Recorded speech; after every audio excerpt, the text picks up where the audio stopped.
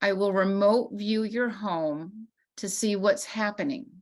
Now, when I remote view, that concept means that I am able to project my consciousness to another time and space to see in the ether, to see what's happening. And this is where a lot of people can see ghosts and things like that. It's a form of remote viewing. There's many different forms and degrees of it, but this is one example of it. All right, so I go to remote view the home, and I found something kind of astonishing. There are 3 ghosts in the house, and they're all male. And they're all probably like 20s, maybe early 30s, these 3 men. And there's also this one really large, nefarious, dark entity. He kind of looked like the Hat Man, which is an observer being, but he was much larger and he was slightly different. And what I found was that he was training these 3 ghosts, these 3 dead men, to haunt the living. Their job was to get the living young girl to commit a horrendous crime, to get her to do things that she wouldn't normally do. And what ended up happening is I rounded up those ghost souls. I put them in a containment field. I put that other being in its own containment field. And I interviewed the ghosts. And I interviewed the ghosts with the mom, because again, I work together with the clients, with those people, because we need to see what's going on. And it makes it so much more real and true, because I could tell you anything and you may believe it or you may not, but when you can see it for yourself. So these 3 ghosts are telling us that they died and they didn't know how to cross over. One of them said he wasn't worthy because he cheated on his young wife. And the other 2, I don't really fully remember, but they were captured by this dark being. And they had to comply. They had to convince this girl to start doing the unspeakable. If they were not successful, and those times when they were not successful, they would get punished by this dark being. They were literally soul napped. And so what happened was I crossed them over back to home, back to the heavens, back to the higher realms. And I do this with my angelic team, and everybody has the power to do this. You simply call on your angels. I'm requesting that angels come and cross over my grandma. That's kind of the down and dirty, quick aspect of it, but we all have the power to do it. I'm not special. And then we cross them over, and then I start talking to this dark entity, and he has bosses too. He's telling me that he needs to be recruiting more because his bosses are getting upset that he's not bringing in enough human souls to convert to the dark side in the ether, in the life between lives. And by the way, he's also sharing with me that they will reincarnate souls also. So we think that every baby is born heaven sent. It robs the lower astral of a food supply. And in a moment, I'm going to play a clip from a session where a young woman felt that she was being watched. And she's very conscientious. She knows how to cross over the dead. She knows how to clear her spaces. But somehow there was something that was really off. And she starts explaining to me, she feels like she's being watched, but something weird also happened a couple weeks prior. And that was, she said, I'm very organized. I'm practically OCD. Everything in my home has a place.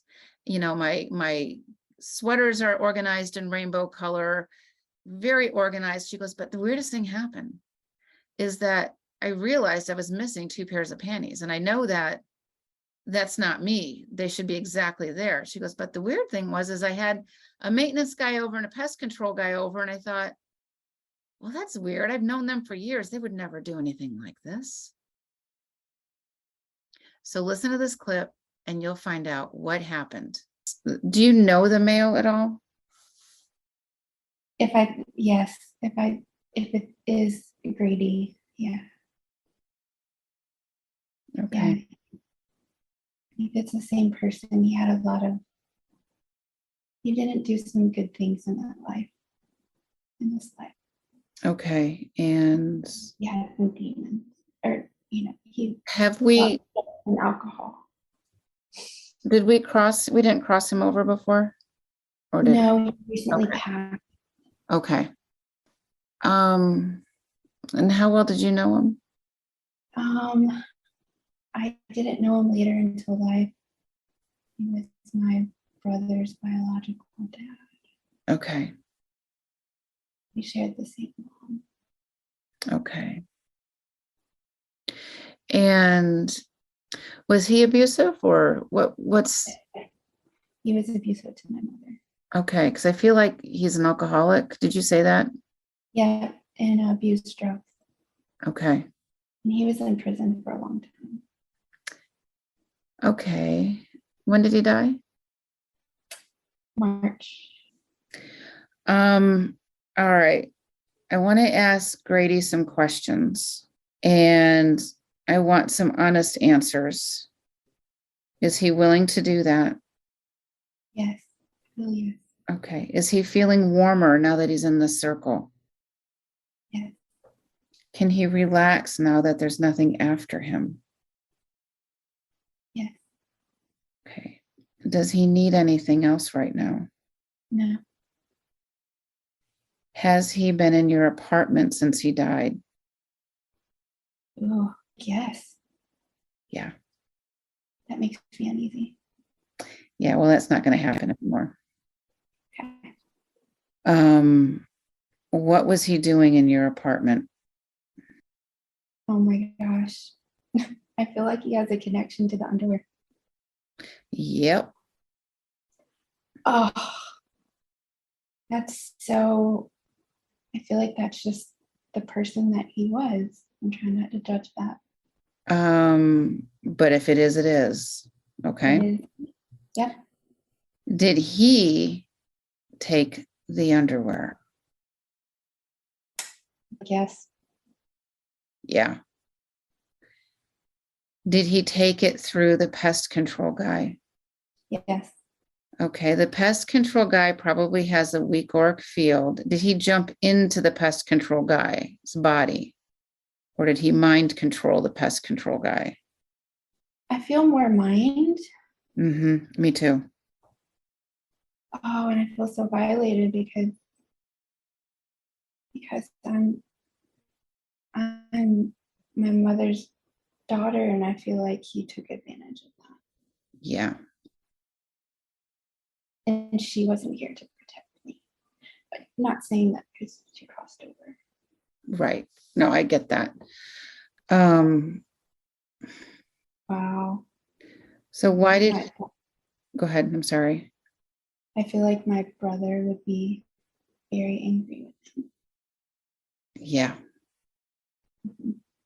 Why did he do it? Like he just did it out of spite. Like he has a lot of anger to work through. And he was taking it out on me. Okay. So why you ask him that? Why? He was angry at my mom. Mm-hmm. And I'm the closest thing. I mean, I look a lot like her. And since she wasn't here, I was the closest thing that meant so So much to her. we crossed your mom over, right? Yes. So because of that, he no longer had access to her. Yes. But he had access to me. All right. And you know what? We've got the upper hand in all of this. So thank goodness we crossed her over because he would have sought her and it would have been a case of the dead haunting the dead. I feel like he's done that before with her. So, Mm-hmm. Yep. And that karmic clock stopped ticking. oh, and he was angry. Yeah. He didn't have that control. Oh, he's got some things to work on. He does. And you know what? We're not going to let him roam anymore. Right. Ask him if he was being trained to work for the dark side. Oh, absolutely. Yes. Yeah. So was he being trained to become a black magician. Yes, ever since he was born. Yeah, he's like, I've been in training my whole life in this life. Okay.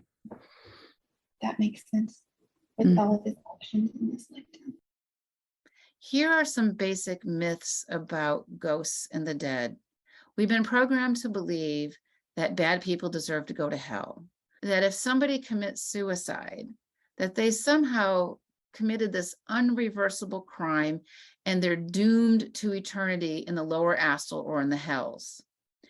Now, if that happens, our loved one who committed suicide is going to be there forever, and then they become food for the dark side. So if we really love our brothers and sisters who committed suicide, we need to make sure they cross over, because that is going to change their soul evolution. We've also been programmed to believe that when a young person dies, or someone, it doesn't matter the age really, that they may have unfinished business and that's why they're lingering. Well, here's the memo. When we leave these physical bodies, when we leave our physical body, the energy that animates the soul needs to go somewhere. When we leave these physical bodies, our karmic time here on this planet is over for now. We need to return home to the higher realms. There is no such thing as unfinished business. It's not like I can go to the ATM and pull out some money if I don't have a physical body. It's not like I can go to work and collect a paycheck if I don't have a physical body. These are both pre-programmed beliefs. So who gave us these pre-programmed beliefs? Surely it wasn't God or source. It's the dark side putting thoughts in our head as to how things should be. So we comply. And when we comply in this manner, we are feeding the dark side. It's time we wake up and do things differently. Those are just a couple of pre-programmed beliefs we have about the dead and not crossing over and going home. But we know that ghost energies impact us every single day. So who programmed us to believe this? Let's think about it. Let's be logical. I believe it's the dark side so that they can capture these ghost souls or these energy souls for themselves. Again, it's a recruitment process.